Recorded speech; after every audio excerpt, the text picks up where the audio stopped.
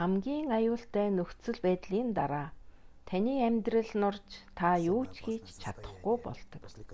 Энэ байдал нь цөхрөл юм. Та өөртөө би амьдрмааргүй байна. Би энэ хүнийг дахиж хармааргүй байна. Би юу ч хүсэхгүй байна гэж хэлж бүхнээс татгалзах үед танд өөрийгөө устгах програм ажиллаж эхэлнэ.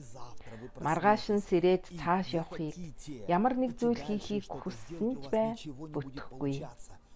Яагаад гэвэл таны авьяас, энерги, боломж, чадварыг өчигдөрх нь та татгалзсан учраас хураан авсан. Үүнийг буцаан авч чаддаг нь хэд билээ? Бүгд л бяцхан тэнэглэлээсээ болоод уйтгарлахдаа, өвдөхдөө, хэрэлдэхдээ жүжиглэж хохирогчийн сэтгхүүгээр энэ үгийг хэлдэг. Гэхдээ үүний дараа таны амьдрал үрд өөрчлөгддөг. Юу ч тохиолдож байсан ямар ч үед ийм зүйл битгий хийгээрэй. Хэрвээ хийчихсэн бол үүнийгээ санаж дахин мэдрээд хизээ нэгэн цагт хэлсэн бүхнээсээ татгалзаарай.